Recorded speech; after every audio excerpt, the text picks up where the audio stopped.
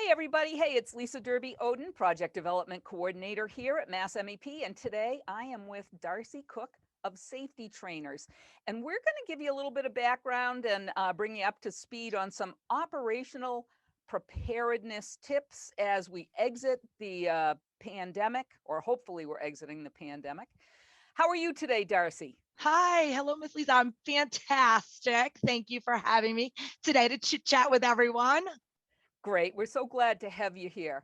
So I'm just going to go ahead and jump in and say, back when the pandemic first took hold in 2020, companies began to realize that there were a lot of things that they would need to address in order to operate safely and within CDC and OSHA guidelines. And they made those changes and maybe thinking that as we progress to reopening the country and the economy, that they're all set.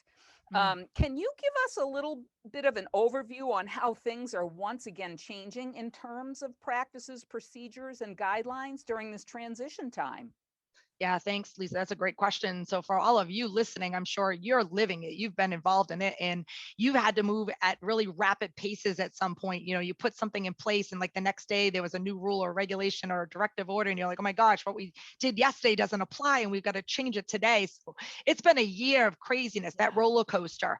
Now, I don't have a crystal ball and I wish I did, but here's what I'm going to tell you. I can tell you things that have already happened that you can start to connect the dots and get a sense of what's coming down.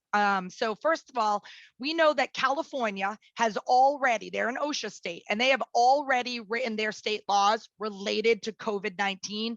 So that's number one. Number two, the gentleman in charge of that, who spearheaded in California, has now been nominated to lead federal OSHA under President Biden. Wow. So whatever they did in California, I'm just saying, probably going to see that showing up in what federal regulations are going to look like.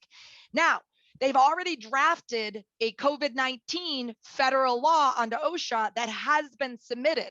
So we're waiting to see what that's going to look like. Not only have they submitted it, but funds have been reallocated towards OSHA. So the Department of Labor on April 28th said that they are hiring 160 new employees under the focus of COVID-19 control plans. They've already allocated an additional $10 million to the Susan Howard grant that you can look up and get information on to how to help you guys get, moving forward with training.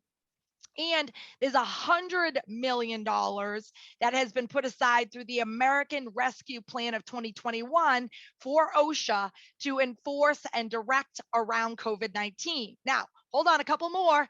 Not only is the draft for the law happening right now, there's already been a directive written for a national emphasis program. That means every regional office across the United States now has a piece of paper telling them exactly how they're going to enforce and inspect your facility. What does that mean? It means they don't really need a reason to come to your door right now. Pandemic is the reason. I can knock on your door and say, I'm here and I want to see if you've been complying. Are you up to speed? Did you write a control plan? What does your disinfecting look like? How have you redesigned your operational procedures and maintaining social distancing? What are the rules that you've put into place? I mean, it goes on and on. So here's the thing though, this national emphasis program that's been rolled out as of March 15th, there was basically two elements to that, or two lists. OSHA said, hey, we're going to focus in healthcare first, but there's a second list that they've been approved to start. And guess who's on the second list? Manufacturing. So no, you guys are not on list 4, 5, 6, 7. You are on the second list right behind healthcare underneath this emphasis program. So Lisa, I think if we take that information and how quickly this is moving, people need to be prepared. They need to be ready for what's about to happen.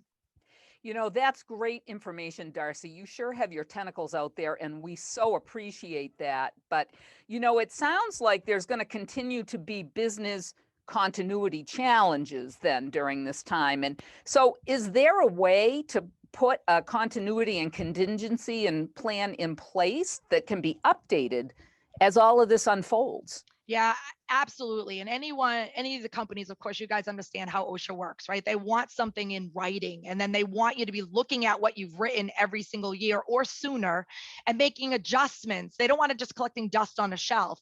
And I can guarantee you that's exactly what we're going to be seeing here with these COVID control plans that are going to be required, that are required right now. See, sadly, some people, Lisa, just went to the Massachusetts website and downloaded the check sheet that actually was listed as the COVID controlled template plan that Massachusetts put out. Checking those boxes and signing your name at the bottom is not compliant. That did not close your gap for risk. If the Department of Labor or OSHA came in, or the DPH came in, and that's what you showed them, they'd be like, this is not a control plan. This was checking the boxes. Now, did you go right what you're doing, how you're doing, and train your employees in what each of those check boxes mean? So I think there was a breakdown in communication in terms of what was compliant when this all started. And and then there's also safety, right? So people have been doing lots of things to make their environment more safe, but they need to be safe and compliant. And with all these changes coming out, if you don't have a strong control plan, all right, what does that mean? Let me give you something tangible. If you printed that sheet from Massachusetts and checked those boxes, you are at high risk. You need to be looking at writing a control plan. If your control plan is less than 14 pages, now, why do I say 14 pages? Because I've been writing them for a year and a half, and mine on average are 10 to 14 pages.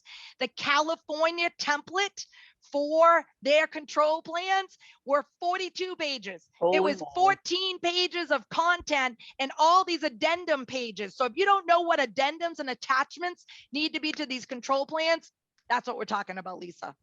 Wow, that is a great clarification that you've made there, Darcy. So I know that there's an event that's coming up in early June, and I believe that it's partly informational and educational and partly hands-on. Can you tell us more about that? I believe it's an operational preparedness training. Yeah, so I think that what people need to know is this training that we're talking about is not just sit back and passively listen and do some work and occasionally pay attention to what's going on. This is a workshop where if you're like thinking, wow, we don't have our ducks in a row, we are not ready for this regulation to come out, and we need to actually write a control plan that says what we're doing, you need to attend this workshop. There's 4 days, and the first 2 days are going to make you ask all these open-ended questions. Like, we're going to ask you a question and be like, oh, I don't have that. Oh, I don't know if we did that. Let me check with somebody. Like, you got to go through a thinking process. You need to know why you're making choices and decisions. And listen, no two McDonald's are the same, no manufacturers are the same, no two schools are the same. So each decision, you need to be guided by professionals on what's right for you, because what the guy next door is doing might not be a perfect fit. In this workshop, after we've asked the open-ended questions, you're going to spend 2 days with us actually doing the work. Like, while you're there, you're going to make decisions, and you're going to be drafting out and putting together these paragraphs of what is going to be required to be in these control plans. You know, that sounds like a great way to tackle all of this. So, and that's, people can find out more about that workshop by checking on MassMEP's website. You can sign up for it there. And you have any other details that you'd like to add about that, Darce? Yeah, so you guys, the work that you're going to be doing, I always like you to know that you're not just getting one task done under the OSHA umbrella, and that's what we're talking about. The pandemic impacted hazardous communications, bloodborne pathogens, exposure control plans, emergency action plans, first aid teams. If you're thinking, wow, we didn't think about and talk about any of that stuff, in this workshop, we're going to talk to you about all those regulations and how you should have been changing your business, and 5 other OSHA regulations that impacted or are impacted because of the pandemic. So again, I think that not only you want to think about bringing one person, you probably want to think about bringing your safety committee with you, or at least 2 people or 3 people.